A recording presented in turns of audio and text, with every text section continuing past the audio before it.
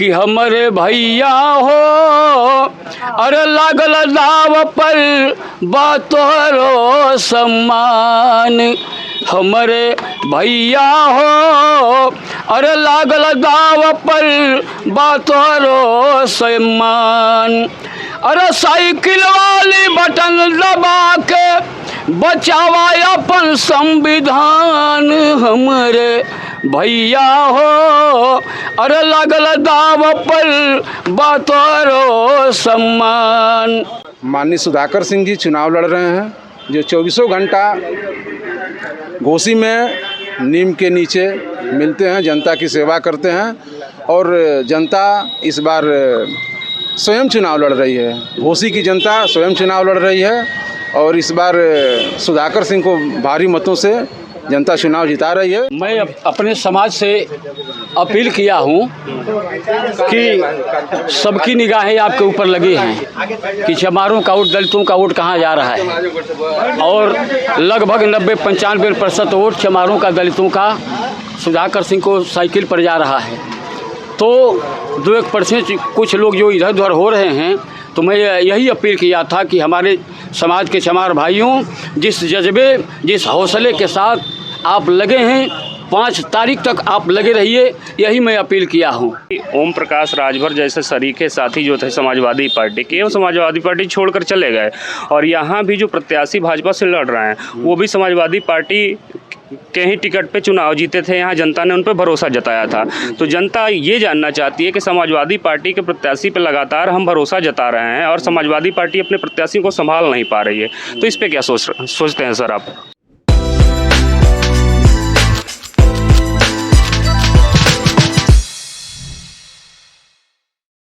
घोसी विधानसभा में उपचुनाव हो रहे हैं। उपचुनाव में भारतीय जनता पार्टी से यदि बात किया जाए तो यहाँ जो पूर्व में समाजवादी पार्टी के टिकट पे जीत कर आए थे वही प्रत्याशी के रूप में हैं और समाजवादी पार्टी से सुधाकर सिंह हैं। मैं सीधे तौर पे आपसे ये जानना चाहूँगा कि ये उपचुनाव जो है, इसको क्या 2024 लोकसभा के लिए सेमीफाइनल माना जा सकता है क्या उत्तर प्रदेश का? जी, माना जा सकता है। हाँ, इसका जो है लोकसभा के चुनाव पर भी जो इसका जो असर पड़ने का।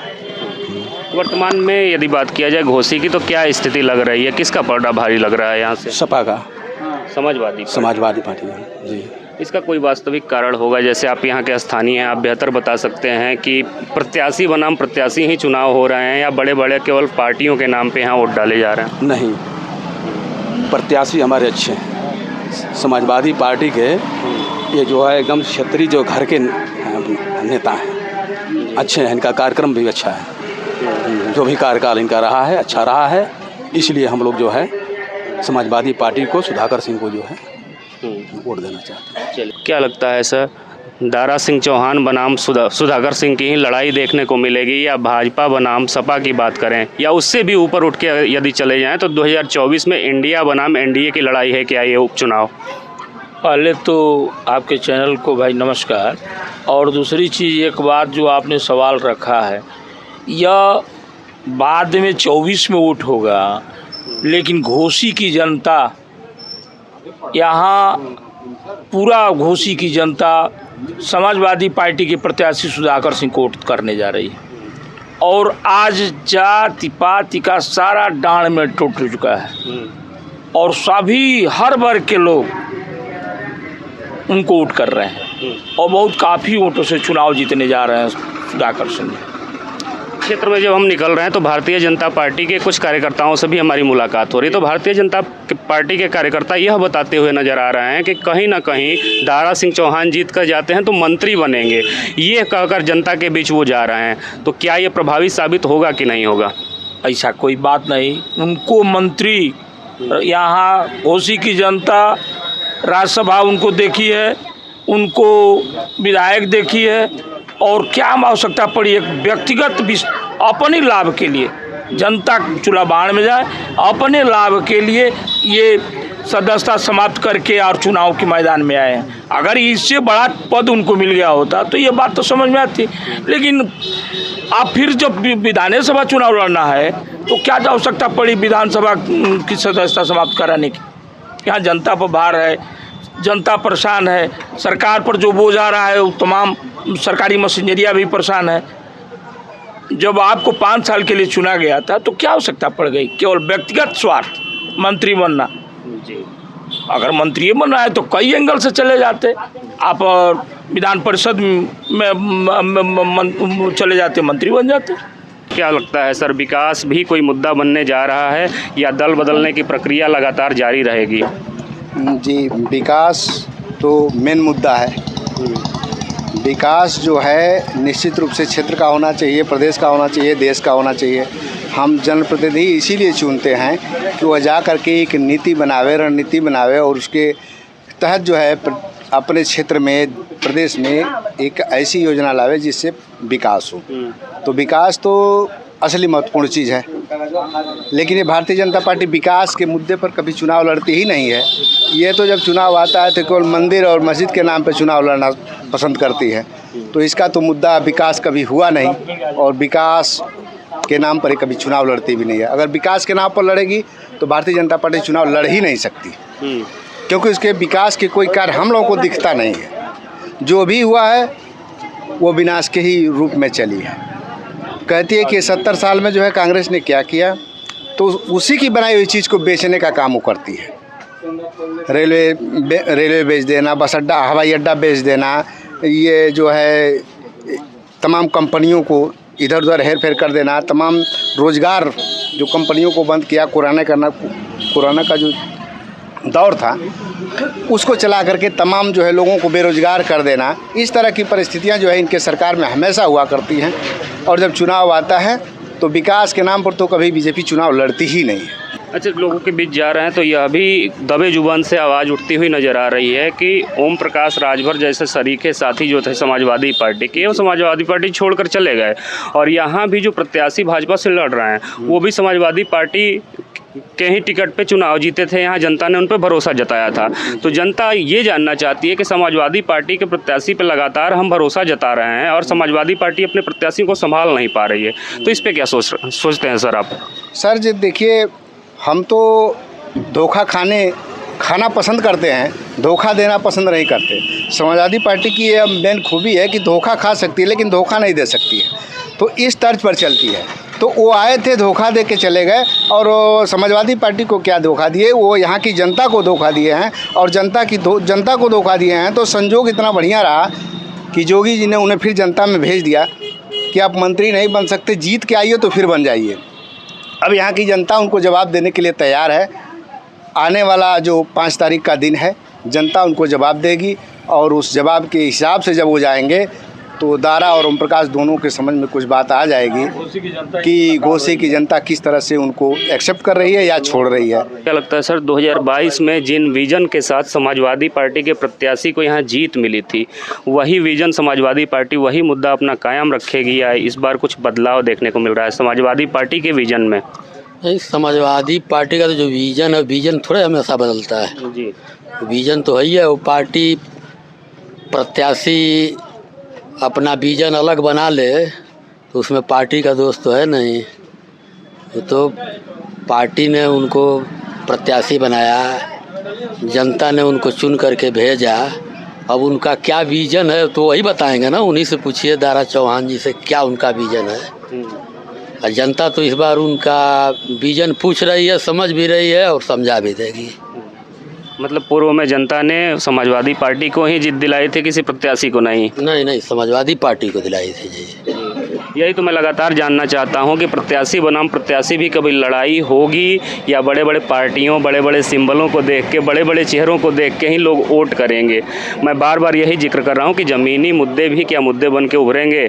शिक्षा, स्वास्थ्य, चिकित्सा, रोजगार पर लगातार लोग बातें करते हैं, विकास की लगातार लोग चर्चाएँ करते हैं, लेकिन चुनाव आते हैं ये मुद्दे क्यों हट जाते हैं? नहीं, ज़मीनी मुद्दा तो है ही है, लेकिन यह ज़मीनी मुद्दा तो यह सरकार जाके बनाएगा नहीं। अब जो विधायक बनेगा घोसी का तो उससे न सरकार बनना है न बिगड़ना है। तो जो विकास की बातें कर रहे हैं आप, शिक्षा, स्वास्थ्य और अन्य मामलों पर, तो वो तो उनका विजन आप भाजपा का जानते हैं कितना विकास करने वाले हैं, कितना किए हैं। सर मैं ये प्रश्न इसलिए इससे जोड़ रहा हूँ क्योंकि उत्तर प्रदेश में पूरे यूपी की निगाहें यदि देखी जाए तो इस विधानसभा चुनाव के ऊपर है और बड़े बड़े नेता बड़े बड़े मंत्रियों का जमावड़ा जो है घोसी में लगा हुआ है। इन दिनों लोग मान के चल रहे हैं कि 2024 के लिए एक आगाज़ है। यूपी की 80 लोकसभा सीटों को यदि हथियाना है तो घोसी पे कब्जा जमाना है। इसी की होड़ मची हुई है। इसलिए मैंने प्रश्न पूछा कि आगे आने वाले समय में क्या ये भी मुद्दे बनेंगे, समाजवादी पार्टी के विजन होंगे, इंडिया गठबंधन के विजन हो सकते हैं कि नहीं? नहीं, उसका तो विजन है ही है, हर गठबंधन का, इंडिया जो गठबंधन बना है, इसीलिए देखिए कांग्रेस भी अपना प्रत्याशी नहीं उतारा है। आप लोग देखे होंगे कि कल या परसों प्रदेश अध्यक्ष, नवनिर्वाचित प्रदेश अध्यक्ष अजय राय जी वो अपना चुनावी ये भी डाल दिए हैं, समर्थन दे दिए हैं। और उसमें वो भी अपने पूरे दमखम के साथ एक तरह उसी इंडिया के तर्ज पर ही वो दिया है कि नहीं, सपा भी हमारा सहयोगी है इंडिया का। तो इनको हमारे दल के कार्यकर्ता जय लोग सब लोग उसी तरह तर्ज पर कम्युनिस्ट पार्टी के लोग भी संभवतः कल समर्थन दे दिए लोग। तो वो तो गठबंधन का मामला अलग है, लेकिन यहाँ की जनता जो है घोसी की खुद चुनाव लड़ रही है दारा चौहान से। मैं आपसे वही प्रश्न जानना चाहूँगा। क्षेत्र में निकले थे तो लोगों ने कहा कि दारा सिंह चौहान का खुद का अपना वोट बैंक है, क्या लगता है आपको? अच्छा, वोट बैंक है तो वोट बैंक अब पढ़ा लिखा वोट बैंक हो गया है। वो जानता है कि आप अपना पॉकेट भरने के लिए दल बदल रहे हैं, है ना। अब कोई बेवकूफ़ नहीं रह गया है। मौका नहीं मिला, ये खुद भागे हैं कि भगाए गए हैं? ये अपने न भागे हैं। मौका छोड़ कर के अपने खुद भागे। जनता ने तो उनकी जाके जीता के भेजा था इनको विकास करने के लिए। मैं दलित समाज से हूँ, चमार समाज से हूँ, मिशनरी गायक हूँ। मैं अपने पूरे विधानसभा में घूम रहा हूँ। लगभग 90% चमारों का वोट सुधाकर सिंह को, सब साइकिल को जा रहा है। इसी नाते देखिए, आपने बताया अभी गायन करते हैं, पीछे से आवाज़ भी उठ रही है कि इसी शब्द को गा के बता दीजिए थोड़ा दर्शकों के लिए। आप मैं अपने समाज से अपील किया हूँ कि सबकी निगाहें आपके ऊपर लगी हैं कि चमारों का वोट, दलितों का वोट कहाँ जा रहा है। और लगभग 90-95% वोट चमारों का, दलितों का सुधाकर सिंह को साइकिल पर जा रहा है। तो 2-1% कुछ लोग जो इधर उधर हो रहे हैं, तो मैं यही अपील किया था कि हमारे समाज के चमार भाइयों, जिस जज्बे, जिस हौसले के साथ आप लगे हैं, 5 तारीख तक आप लगे रहिए। यही मैं अपील किया हूँ कि हमारे भैया हो, अरे लागल दाव पर बातोरो सम्मान। हमारे भैया हो, अरे लागल दाव पर बातोरो सम्मान। अरे साइकिल वाली बटन दबा के बचावा अपन संविधान। हमारे भैया हो, अरे लागल दाव पर बातोरो सम्मान। तोहरे खातिर बाबा साहब, तोहरे खातिर बाबा साहब का मरने 4 ललनवा। अरे मिलल नाही दवाई उनके, अरे मिलल नाही कफनवा। हमरे भैया हो, अरे दिहन बना के भारत के संविधान। उसी संविधान के बदौलत ना हमको वोट का अधिकार मिला है। तो हम अपने वोट का अधिकार वहाँ प्रयोग करेंगे जो आदमी 24 घंटे इस जनता के लिए जड़ता मरता है। सुधाकर सिंह यहाँ के स्थानीय नेता हैं। कहीं कोई भी जाता है आधी रात को, किसी से न जात पूछते हैं न बिरादर पूछते हैं, सबका सहयोग करते हैं। इस नाते आज सारे सर समाज का वोट सुधाकर सिंह को जा रहा है। इसी कड़ी में यहाँ कुछ लोग और भी उपस्थित हैं, उनसे बात करने की कोशिश करेंगे।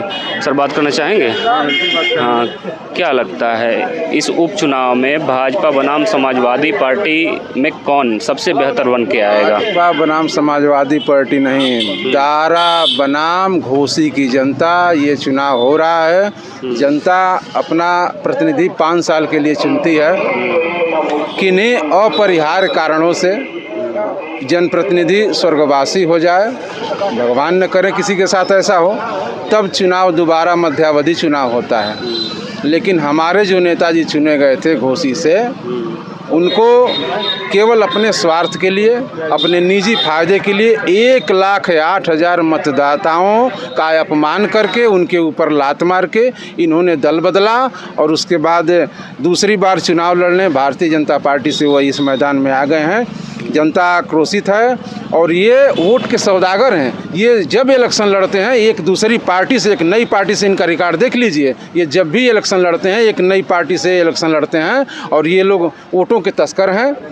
तो इसलिए जनता इन लोगों से वाकिफ़ है और इनके सामने माननीय सुधाकर सिंह जी चुनाव लड़ रहे हैं, जो 24 घंटा घोसी में नीम के नीचे मिलते हैं, जनता की सेवा करते हैं और जनता इस बार स्वयं चुनाव लड़ रही है। घोसी की जनता स्वयं चुनाव लड़ रही है और इस बार सुधाकर सिंह को भारी मतों से जनता चुनाव जिता रही है, चुनाव जीत चुके हैं। आप बता रहे हैं कि जनता स्वयं चुनाव लड़ रही है और जब भारतीय जनता पार्टी या उनके समर्थित दलों के जब लोग मार्केट में निकल रहे हैं, चुनावी यात्रा क्रम में हम भी जा रहे हैं जी, चुनावी यात्रा क्रम में हम भी जा रहे हैं, तो उनका कहना है कि एक तरफ मंत्री चुनना है, दूसरे तरफ विधायक चुनना है। मतलब उनका सीधे सा कहना है कि दारा सिंह चौहान जीत के जाएंगे तो मंत्री बनेंगे और सुधाकर सिंह विधायक ही रहेंगे। इस पे आप क्या कहना चाहेंगे? बिल्कुल कहना ये चाहेंगे कि यदि इनको मंत्री बनाना था तो भारतीय जनता पार्टी इनको तुरंत मंत्रालय दे दी होती, न कि दोबारा इनको विधानसभा में चुनाव लड़ाने के लिए भेजती। मंत्री बनाने के लिए विधान परिषद भी विकल्प है उनके पास। ये तो केवल एक तरह जुमला है उनका, जैसे उनको भेजे हैं, जान रहे हैं कि चुनाव ये हार जाएंगे, इसलिए जो है कि अपना भाजपा पल्ला भी झाड़ रही है और भारतीय जनता पार्टी कार्यकर्ता भी जान रहे हैं कि चुनाव ये हार रहे हैं। 2024 का आगाज माना जा सकता है इस घोसी विधानसभा के उपचुनाव को? हाँ, माना जा सकता है। कितना असर पड़ेगा अगर घोसी में किसी की जीत मिलती है तो उस दल को कितना असर देगा? ऐसा है, घोसी में जब जीत मिलेगी तो सुधाकर सिंह जब चुनाव जीतेंगे 2024 में सपा का होगा, सपा की होगा, सपा का MP बनेंगे। इंडिया गठबंधन को मतलब मजबूती मिलेगी। तमाम लोगों ने यहाँ रघौली बाज़ार में हम थे, चुनावी यात्रा के क्रम में रघौली बाज़ार के लोगों से हम बात कर रहे थे तो साफ तौर पे आपने सुना कि क्या कहने को मिल रहा है। कैमरे के पीछे हमारे सहयोगी आशीष के साथ में विशेष कुमार, जय हिंद जय भारत।